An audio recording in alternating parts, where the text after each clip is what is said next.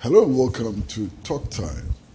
And this week we are taking a look at a very special continent, the continent of Africa. It is supposed to have the largest, resources in the world: gold, diamond, timber, manganese, rivers, people, and so on. And yet, this continent is counted amongst the poor. Why is Africa ridden by poverty? What are the trade links in Africa? What are the links of trade that Africa has with the rest of the world? What is the general financial outlook for Africa? And how are prices of oil impacting on the economy of Africa? Welcome to Talk Time. For over 20 years, Citylight has brightened your world. We give our customers value for money. It's no wonder Citylight is still the preferred choice. Citylight is the one-stop shop for conduit fittings, cables, switches, lights and wiring accessories. Now open in Takrady, Citylight, the ultimate in lighting. Hello and welcome back to Talk Time. As I indicated, we are taking a look at the continent of Africa this week. We are looking at the economies of Africa, and we are looking at Africa's trade links, internal and external.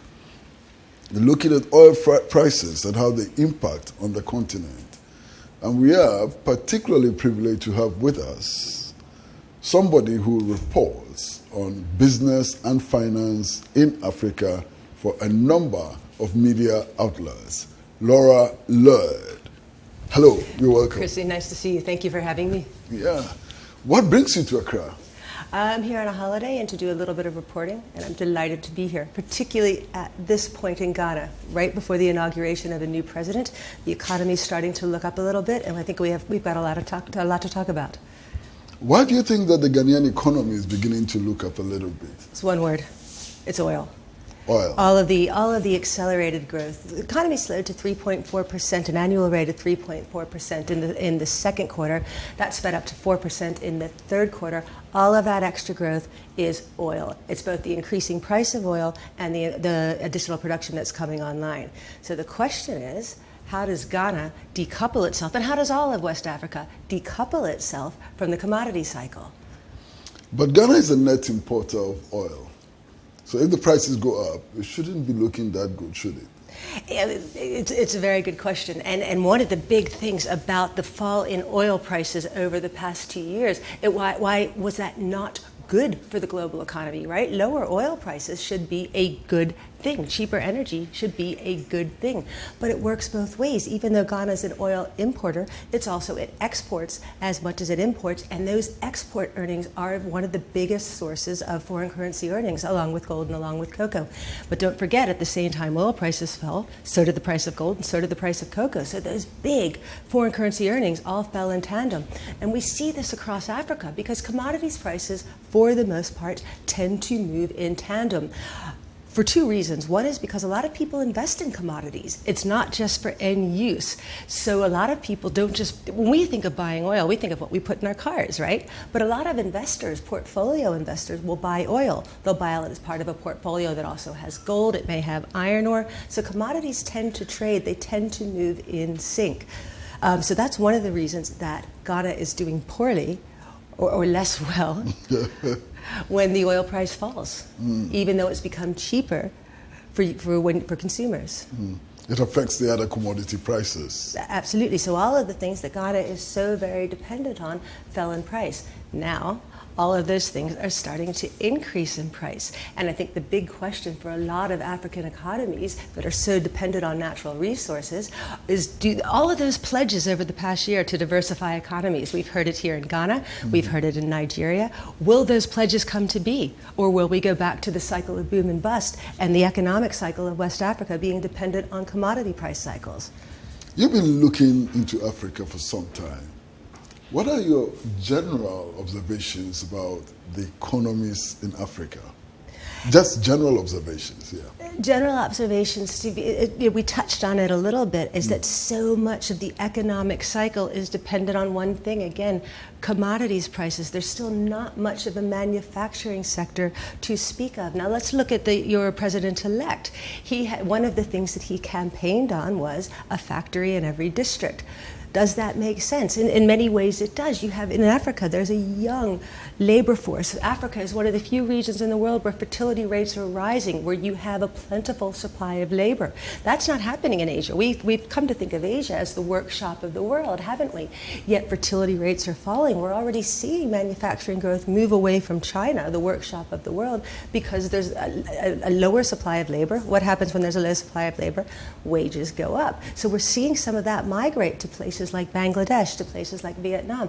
There's no reason that Africa, in time and with a much more reliable energy supply, couldn't become the workshop of the world. But first you've got to build those factories. So I mentioned a little bit about the president-elect wanting to put a factory in every district. Does that make sense? First of all, you've got to figure out how to pay for it, and maybe we'll get to that in a little bit. But let's think a little bit more about this. Say you could create a district of Ghana that specializes in, say, food production, another district that supplies automotive or motorcycle components. Ghana's a market of 26 million people. You've got to make these factories viable to create jobs for people. You've got to create export markets, and realize that Ghana can't do that on its own. There needs to be cooperation amongst all of the West African economies. So little of the economy in this region is based on trade. Now you talk about our dependence on commodities and so on. What about the ownership? Ownership of production in Africa. Let's take gold, for example. Mm-hmm. Anglo Gold Ashanti, operating in Ghana, is not Ghanaian. Newmont is not Ghanaian. If you come to the oil sector, Ghana has only 13% of the oil sector. Is ownership not one of the problems confronting the African people? I'd like to ask you that same question. Mm-hmm. And this is a question we see in Europe as well, as Chinese companies come and start to buy these factors of production in Europe and in the US. Is it a problem? You could argue the other way, that with foreign expertise, foreign ownership, if these foreign companies are employing large numbers of Ghanaians or Africans in home countries, is it a problem or not? Is it a matter, and I'd like to ask you this, is that a matter of national pride? Because economically it may not be that important. Well, when 80-90% of profits in an industry is transferred out of the economy, that's a huge problem. There you're right. If those profits are not reinvested, you're absolutely right. And historically, that has been a problem. I think because Ghana's a little bit different, because there have been changes of governments, the rule of law is something here is something investors feel much more comfortable with than they do in other countries. Mm-hmm. Let's say Nigeria. But I think that's a situation that needs to be negotiated country by country, company by company. I think the feeling amongst Western energy companies right now are there are only certain countries that they'd be willing to invest large amounts of money in. They need to have confidence in the government. They have to feel confident that their assets aren't going to be appropriated by a future government. At least at the level of theory, investors come into a country, they come into a continent, they put in their investment, and they take their investment plus more, sometimes plus 3, plus 4, out of the economy. How is that helpful to the economy? I think initially you are going to see. A couple of years ago, do you remember? An investor puts in $1 million and takes out $5 million. How is that beneficial? How does that benefit the country that the investor is putting money in? Is it less beneficial than that $1 million being invested in if the foreign investment at that $1 million of foreign money wasn't going to come any other way? Could that $1 million be scraped together locally? Even if it can't, it puts in $1 million, takes out $5 million. Who benefits from this investment? The local economy or the foreign business? Look, right now I agree. In the bigger picture, I agree with you. But if that $1 million doesn't come initially, how many people are employed by that $1 million? I agree with you. It's not ideal. And some of the problem is property loss. Some of the problem, again, is confidence. Again, Ghana's different. Foreign investors have a lot of confidence in Ghana because of the election you had, because of the previous election. There's a confidence that whatever money they put in... Because they can maximize their profits and they can take their profits out without any hindrance. Name me a company that doesn't want to maximize its profits. So what is the benefit to us of these investments? Do you think, and this is a fantastic debate, and I think it's a debate happening all over the world. Asking questions. Do you think, it sounds like you're saying the state would be a better investor?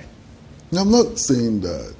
I just want to find out how so-called foreign investors make millions, billions out of us, and we get nothing in return. And yet we are told that foreign investment is very good for us. How do we explain that? I'll concede that a foreign investor, a mining company, Anglo-American, name your mining company, ExxonMobil, any of the oil companies, aren't going to come to Africa, to Ghana, if there's not a profit in it for them. Absolutely not. You are absolutely right about that. But part of those, if people are being employed by those profits, is that a net good or a net bad? You are in the seat. You are in the hot seat. But let's move on very quickly. Particularly for Africa, I am a firm believer in private investment. I think one of the things that's worrying for Africa at this moment is not long-term investment along the lines of what we're speaking. It's short-term investment. It's what's called hot money. It's money coming in because interest rates are so low across the world. Africa looks attractive. Ghana just issued some bonds at an interest rate at 9.25%. Investors, short-term investors, can't earn that kind of return anywhere else in the world. And I think the risk is you have portfolio investors, the hedge fund people that are so vilified. They look at that kind of a hot return and say, let's put some money into Ghana for a short term. And I think that's a big risk, that you have that short-term money coming in, your government is relying on that money, and there's a better opportunity across the water somewhere, and that money leaves and doesn't return. That's the sort of stuff that causes currency fluctuation and it makes it very difficult for governments to plan their expenditure. And I think that is a risk that Africa may see over the next 12 months. You've been looking at oil and the fluctuating prices. Concretely, what would that do to Africa? Well, if you're an oil exporter like Ghana, in the short term, it helps you. And I ran some numbers.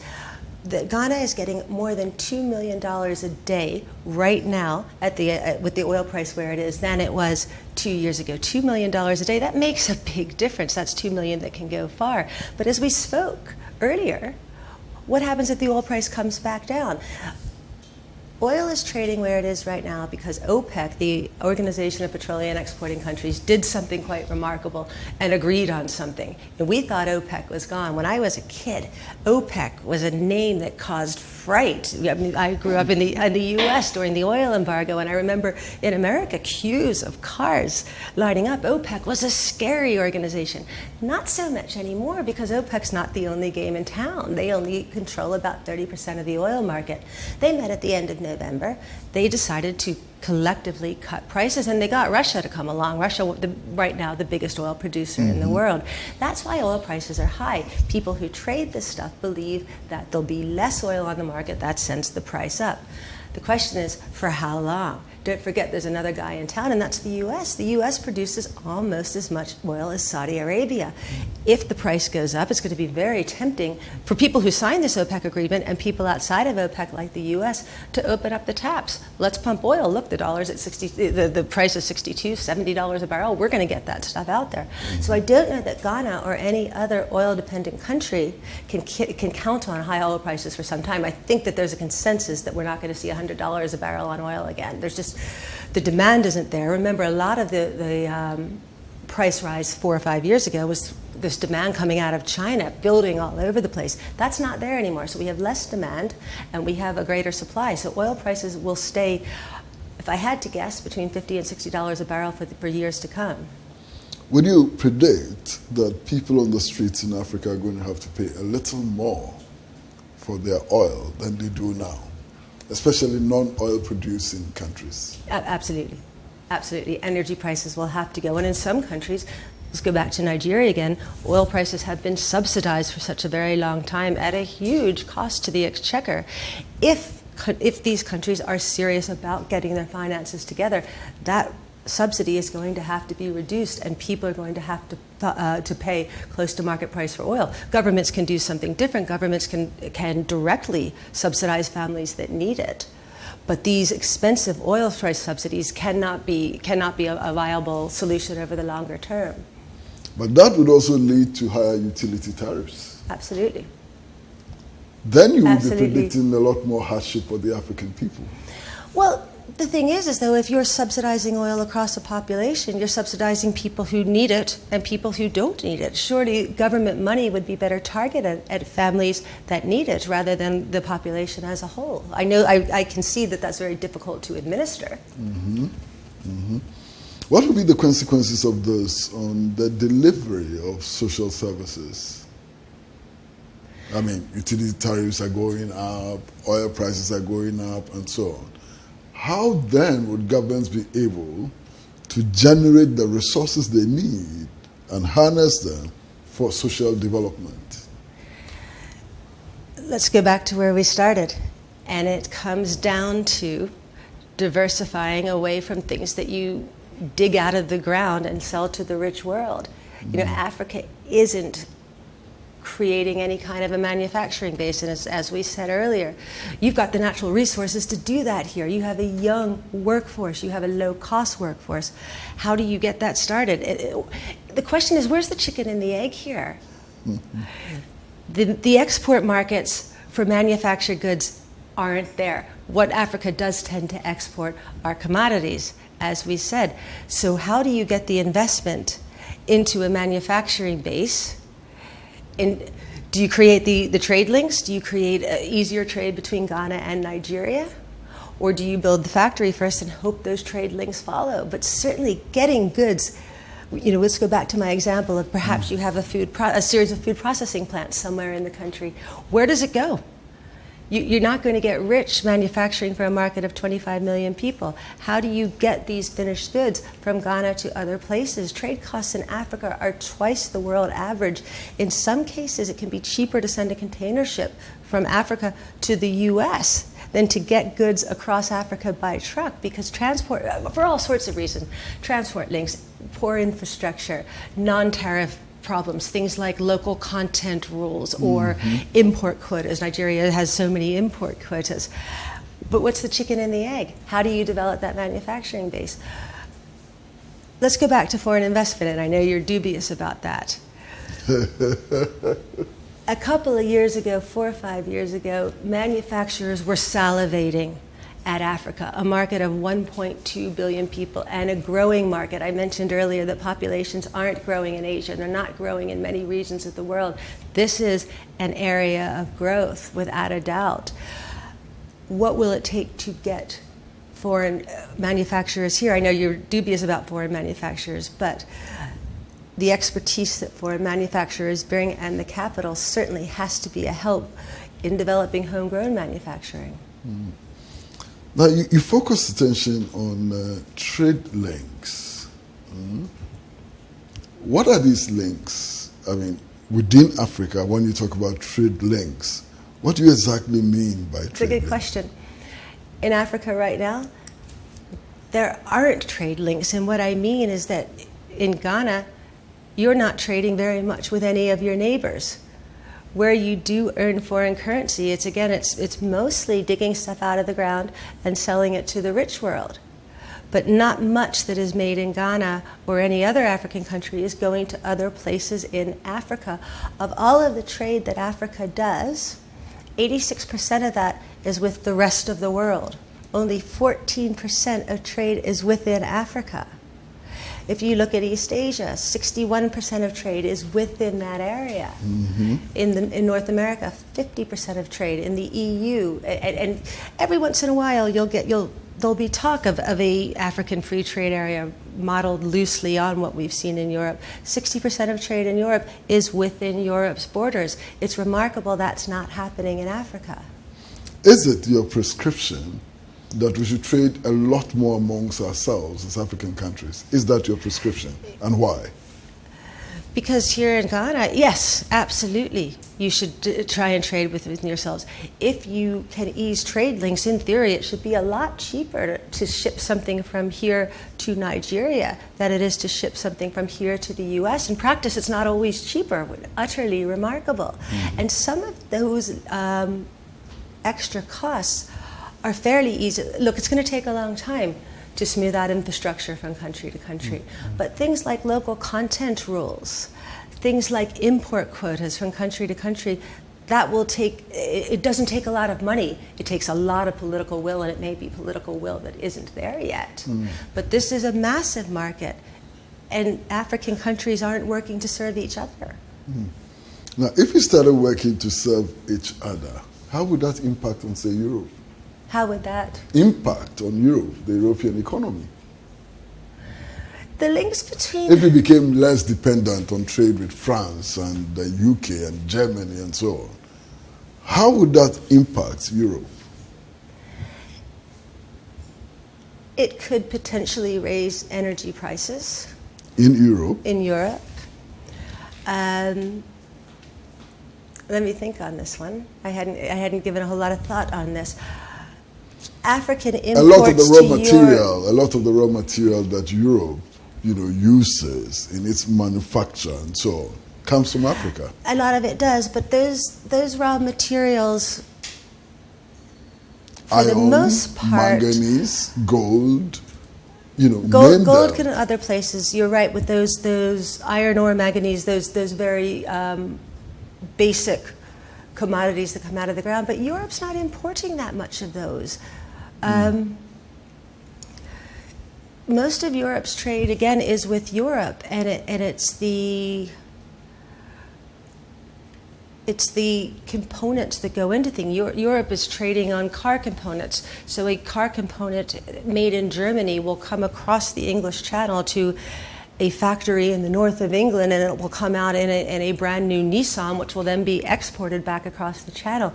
And that's the kind of trade, that back and forth trade, that is sustaining European growth. That's probably a conversation for another time, because European growth isn't what anyone would like it to be. But that is, for the most part, the backbone of the European economy. And at the moment, Africa is taking those raw materials and sending those very basic materials to Europe, to China, to East Asia. Well, viewers, we are in a conversation with Laurie Laird, who is a writer on financial and business affairs, and she writes for a number of media houses in Africa. We are talking generally about the African economy. We are talking about trade links in Africa and outside of Africa. We are looking at soaring oil prices and increase in production figures in oil and so on. We're going to go for a short break, and when we come back, I'd like us to pay a little attention to two twin institutions, the World Bank and the International Monetary Fund. How do they affect our development in Africa and elsewhere?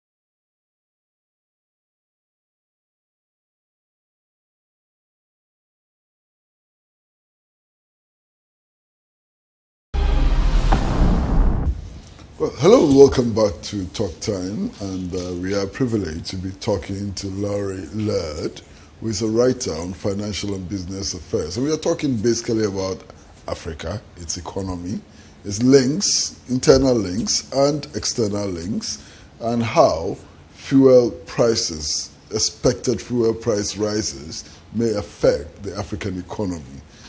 Now, I want Laurie to focus on two institutions, the World Bank and the International Monetary Fund. We've been hearing about these two institutions over and over again, and we are told that they impact greatly on the African way of life. First of all, what are these two institutions? And you're right. When your new president takes office, he's not going to be calling the shots with fiscal spending, with government spending. The International Monetary Fund is going to be right there driving some of his policy decisions because Ghana's part is right now in a lending program from the IMF, and with the IMF having lent to Ghana, the IMF gets to say a little bit how the new government's going to spend its money. But let's go back a little bit and answer your question. The IMF and the World Bank come out of something called the Bretton Woods Agreement. After the war, these two institutions were set up to provide financial support for companies that were in a degree of distress. The International Monetary Fund, that's your first port of call. That's where a country is really suffering budgetary problems, really needs an influx of cash, will go to the International Monetary Fund. And of course, as you know, in Ghana, that money comes with strings attached. You can't take the money and then chart your own course economically. You've got to do a little bit of what the International Monetary Fund says. The World Bank works a little bit more closely with private organizations and is more involved in setting up private companies, putting seed money in for, we talked about manufacturing earlier, manufacturing, mining, but getting private industry going. So the International Monetary Fund, again, first port of call. And as we said, IMF will be very important to the next government.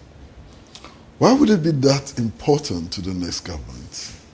Because the new president can't come and say, I'd like to spend money on a social program here, or I'd like to put a lot of money into improving health services. The IMF will have to sign off on a lot of those spending decisions. And in fact, earlier this year, a budget wasn't signed off because the IMF didn't like your projections for budget deficits going forward. So the IMF will be a very important part of spending over the first year of the new president's term. So the IMF is the government. The IMF is, you hope, a benevolent part of the government, but the IMF has dispersed about half of the almost $1 billion that's part of this spending support program. There's another half of that to come. So to qualify for that money, yeah, the new government may have to swallow things and make some decisions that may be against its better judgment to carry on with this IMF plan. Now, I think where you're going here, is this fair? Why does the IMF have all of this power? And that's a very good question. I've got a real fascination with how the IMF and the World Bank select their leaders. Since these institutions were established in 1947, the IMF has always been led by a European, the World Bank always by an American. But who's benefiting from these institutions? Who's drawing money from these institutions? It doesn't tend to be countries in the US, in North America, or in Europe. So it seems a bit of an anomaly now that we have developed world leaders leading these institutions that are lending to the third world. And I think it's probably appropriate to begin to ask whether this is the right way to choose the IMF. Let me digress, IMF leader. Let me digress for a second here. The head of the IMF, Christine Lagarde, very, very well respected. She seems to be able to knock heads together in a very elegant way to get things done. She's French. She came into the post because the previous French leader had to leave office under circumstances that we can't talk about on a family program. He was caught doing some things he probably shouldn't have done. Christine Lagarde has now been convicted for fraud in France. Now, she wasn't given a sentence that will allow her to continue to lead the IMF. The IMF board has voiced their support for Christine Lagarde, but it doesn't look good, does it?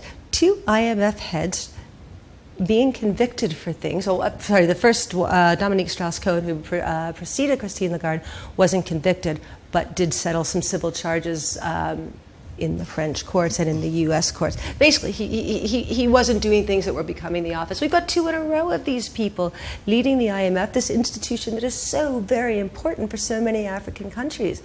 It's time to open up the pool and get leadership that looks like the countries that are borrowing from the IMF. I think the most damning thing from the IMF is that the IMF's internal watchdog published a report over the autumn criticizing the IMF for succumbing to political pressure when they bailed out Greece. So we have a European at the head of an institution that seems to be, by the IMF's own reckoning, favoring Europe. That doesn't seem right. Certainly, you can make a case for opening the pool and getting developing world leadership for these institutions.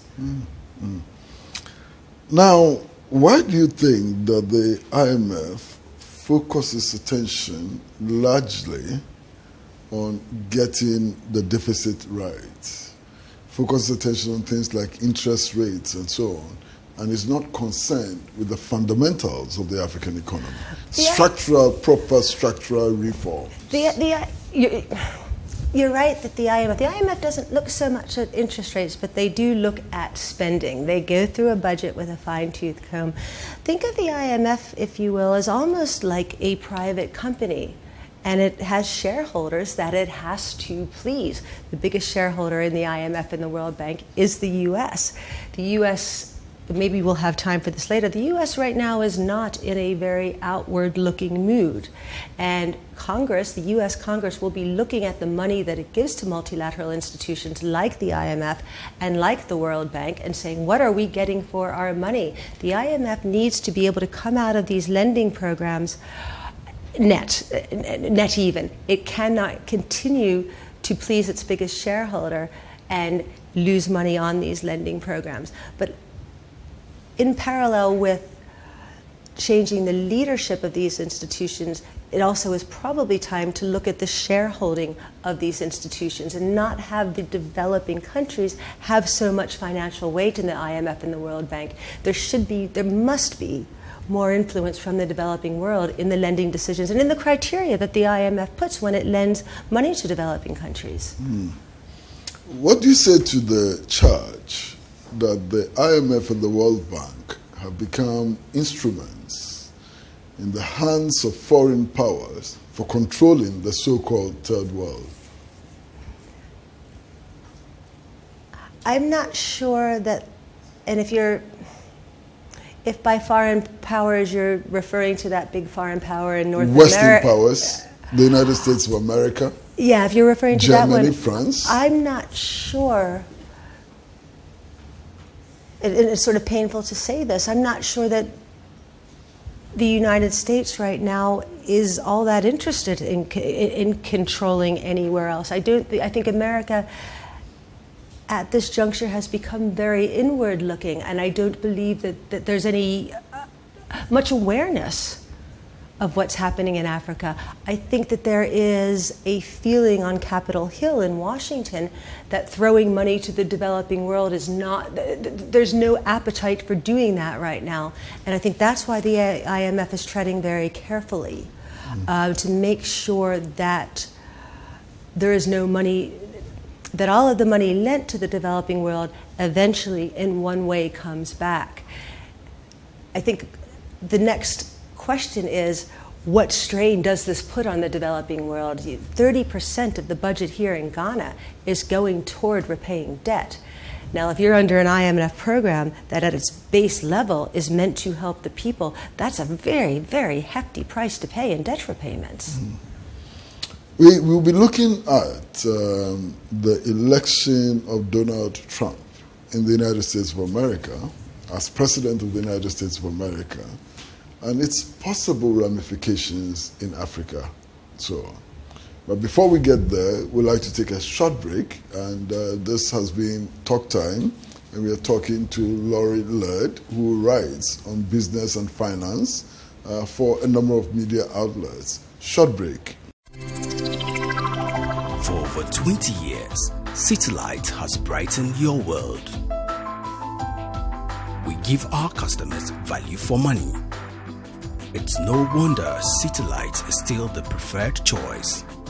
Citylight is the one-stop shop for conduit fittings, cables, switches, lights and wiring accessories.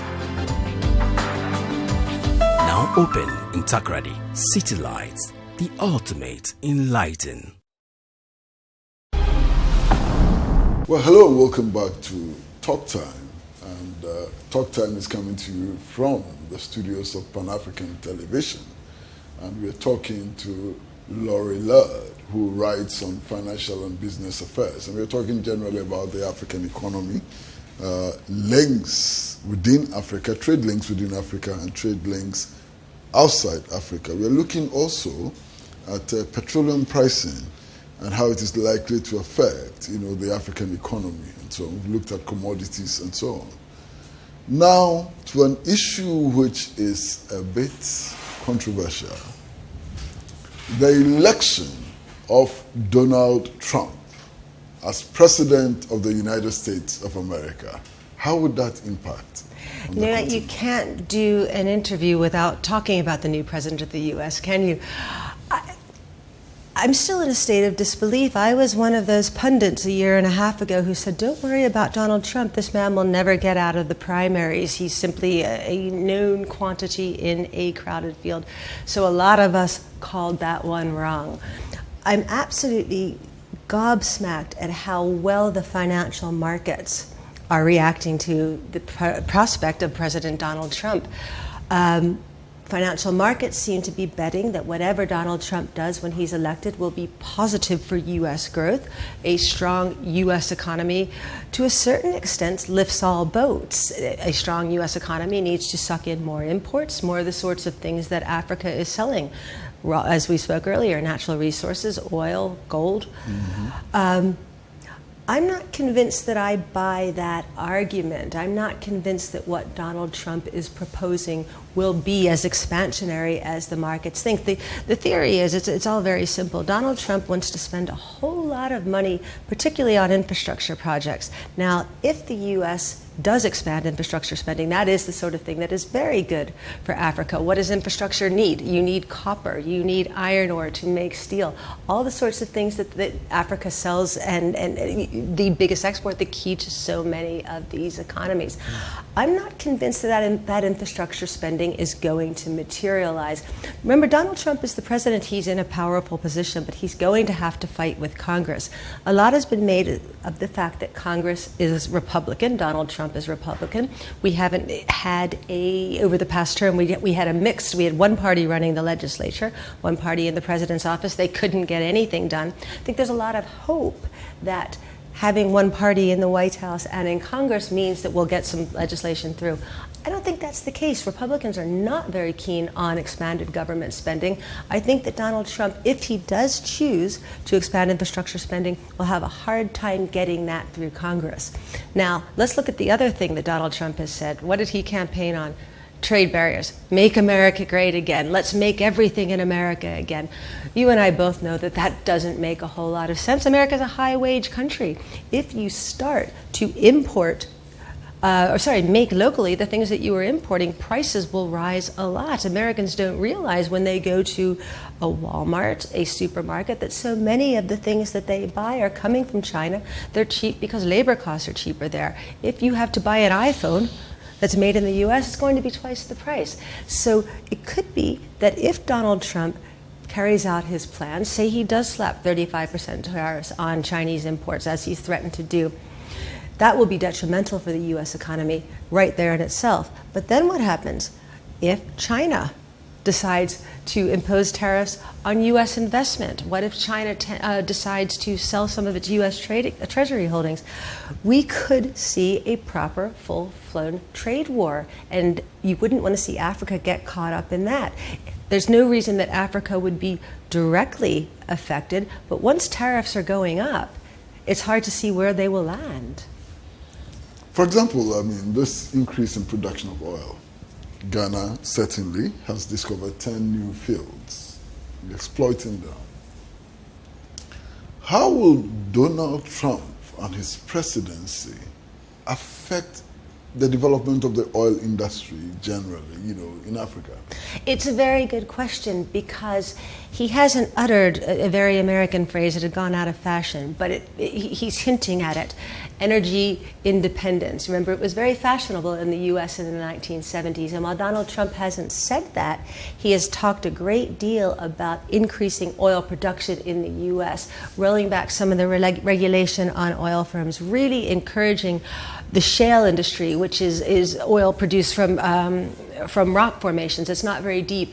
It's easy to bring that kind of oil on and off rather than drilling, lifting putting an oil rig into the ocean and getting that oil up. This shale stuff is very, very flexible. He's talked a lot about increasing U.S. oil production that way. Certainly, if America is producing much more of its own oil. It won't have much of a need for oil from other sources.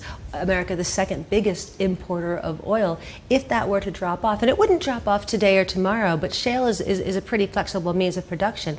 In a year's time, we could be having a conversation about America depending on imports or local oil for, say, 2/3 of its oil use rather than the half that it's depending on now. Absolutely, that means other developing world oil producers, the price will go down. The more oil you have in the market, the more that the price falls. So that's not very helpful for developing countries that rely on oil. Another development in the world of significance is Brexit. Is Britain going to leave the European Union? And what would the repercussions of that be in terms of the African economy? Well, Britain has, some British leaders have said very, very glibly that we'll just develop trade links with all other places, with India, with Africa, with some of the countries with which we have historical links. We'll trade more with Ghana. It doesn't matter if we leave the EU. That seems a bit fanciful to me. It's striking, and I'm based in London. It's absolutely striking how little strategy, how ill-formed the government's plan for leaving the EU is. Under the trading rules that Britain's trading under now, Britain cannot right now go and talk to Ghana about some kind of free trade agreement intensifying those trade links. It cannot do it. It's prohibited from doing that until it in fact leaves the EU. So it's impossible to say what Britain will do. We talked earlier about these intense trading links that have been developed in Europe, and I use the example of a car factory. If you think of a Bentley, the fender on a Bentley, once it goes on to a Bentley, it has crossed the English Channel 4 times for various things, for painting, for shaping. That's how integrated these trade links in Europe are. It's difficult to, and much better minds than mine have tried to predict what happens to Britain post leaving the EU. It's very, very difficult to see what it looks like. The government has promised Nissan, the car company, that some kind of special exemptions, that it will compensate it if there are tariffs that go up with its trade, with its exports going to Europe. We don't know what they're going to look like. The government's not saying much. It's troubling. It's very concerning how little planning seems to have gone into this. Getting back to your question, I think a lot of British politicians would love to say, we're going to trade more with Africa. It's in Africa's interest, it's in our interest. But we don't know what those trade links will look like until Britain actually triggers Article 50, goes through the legal mechanism of leaving the EU. Now, Laurie, how long have you been in Accra? A week. A week? A week. How have you found it? It's a fantastic city. It's a fantastic city. It works incredibly well. Wow. I'm surprised at the efficiencies that I see. Are you going to come back? Absolutely. Will you have me back? Oh, sure, definitely. Well, thanks a lot for coming. Thank you, Kwesi. I really enjoyed it. It's been a pleasure talking to you. Now, viewers, have been talking to Laurie Laird. She writes on finance and business matters. And we're talking generally about the African economy. We're talking about links, internal links and external links. And we've looked also at oil prices and how they may affect all of us. It's been a pleasure coming to your home with this program. And as I said, please keep watching Pan-African television, because very soon we're going to come into your homes with a super morning show. A morning show that looks at everything from archaeology to zoology. So please keep watching Pan-African television until we see you again. It's goodbye from me, from the production team, from everybody at Pan-African. See you again pretty soon. Bye-bye.